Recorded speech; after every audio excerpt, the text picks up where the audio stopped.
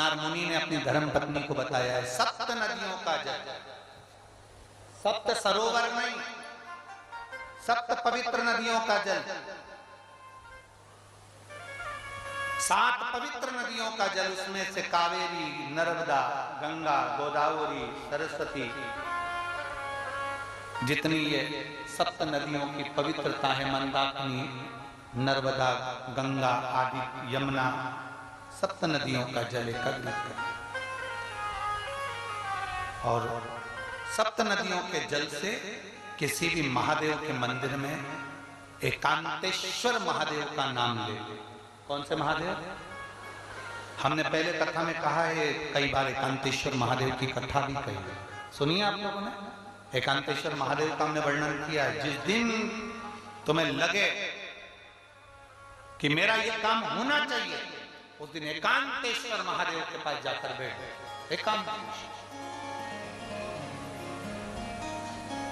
एकांतेश्वर महादेव मतलब बाहर मिलेंगे। ये लोग कहते हैं कि यहाँ नर्मदेश्वर महादेव है, कल हम गए थे दर्शन करने के लिए। इनका कहना है कि ये नर्मदेश्वर महादेव है, पर हमारा जो स्पर्श मात्र से हम जो समझते हैं, हमने ये जाना है कि ये जो धरा है, ये जो भूमि है, तारा बाबा की जो कुटिया है, ये शहर से दूर होना चाहिए। अर्थात पहले यहाँ शहर नहीं थी, ये एकांत में थे। एकांत में थी तो यहाँ जो तारा बाबा आराधना करते थे शंकर की, वो शंकर साधारण नहीं होगा, वो एकांतेश्वर महादेव ही कहलाता। एकांत, एकदम एकांत।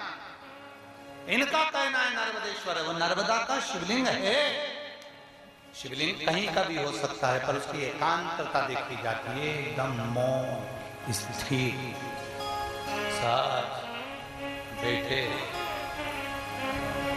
जहां केवल शिव के सिवा कुछ भी नहीं, शंकर के सिवा कुछ नहीं। जो आया वो गुफा के चक्कर में घुस गया, जिसको शंकर से मिलना था वो डायरेक्ट पहुंच गया, उसे गुफा से मतलब ही नहीं रहा, उसे तो एकांतेश्वर से मतलब था। पहुंचा, बैठा, जल चढ़ाया, स्पर्श किया और चल बाबा से अपने दिल की बात,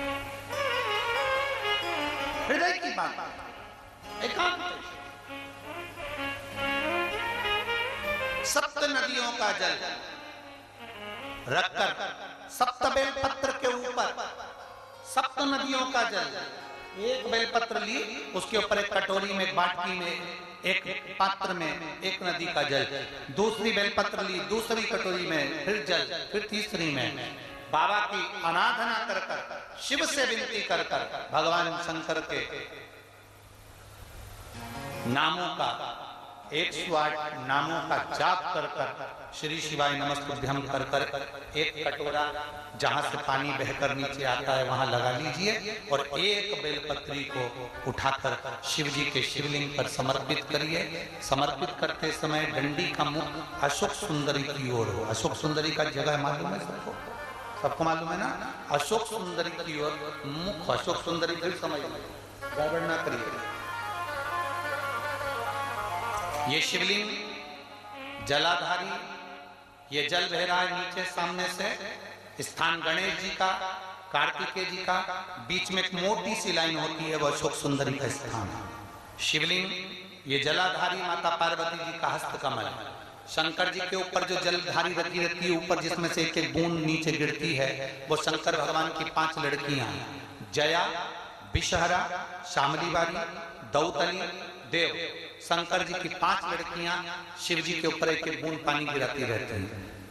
शंकर भगवान की कुल कितनी लड़कियां हैं? 6। कितनी लड़कियां हैं? 6।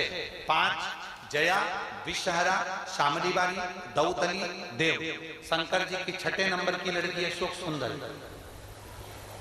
जब हम प्रयोग करेंगे एकांतेश्वर महादेव का, ये बेलपत्र जो हमने समर्पित करी है, डंडी का मुख अशोक सुंदरी की ओर हो, डंडी का। आप बैठे कहां पर हो? जल चढ़ाते समय शिव जी को जल कहां बैठकर चढ़ाया जाता है? जम के बोलो जरा। जहां से जल बहकर जा रहा है इसके ठीक विपरीत की ओर, ठीक विपरीत की ओर। जल बहकर जा रहा है इधर, तो तुम बैठोगे इधर, इधर नहीं बैठोगे, इधर नहीं बैठोगे। जल इधर बह रहा है तो तुम इस साइड बैठोगे। यहाँ बैठकर फिर बेलपत्र को आप समर्पित करोगे। डंडी का मुख उधर होगा, पत्ती का मुख आपकी ओर होगा, और जो एक नदी का जल है वो समर्पित कर कर जो पात्र लगा है उसमें वो जल इकट्ठा होते चले जाएंगे। दूसरी बेलपत्र उठाना है, 108 बार शिव का नाम लेना है, फिर वापिस बेलपत्र श्री शिवाय नमस्तुभ्यं कर समर्पित करना है। डंडी का मुख अशोक सुंदरी की ओर होना। जब 6 बेलपत्र अशोक सुंदरी की ओर जाएगी, 7वें नंबर की जो बेलपत्र है उसका डंडी का मुख आपकी ओर होगा, और डंडी का मुख आपकी ओर होकर जल चढ़ाकर आप उस जल को झेल लेंगे। जहां नंदी बैठे हैं, नंदी का जो पांव जिस जगह पर उठाओ, अगर इस पांव उठाओ तो इस ओर, ये पांव उठाओ तो इस ओर, नंदी का पांव जहां उठा रहता है वहीं पर बैठकर पति पत्नी दोनों उस जल को आचमन कर लेंगे, दोनों उस जल को पूरा पी जाएंगे और बाबा से झोली पसार कर प्रार्थना करेंगे कि हमें संतान का सुख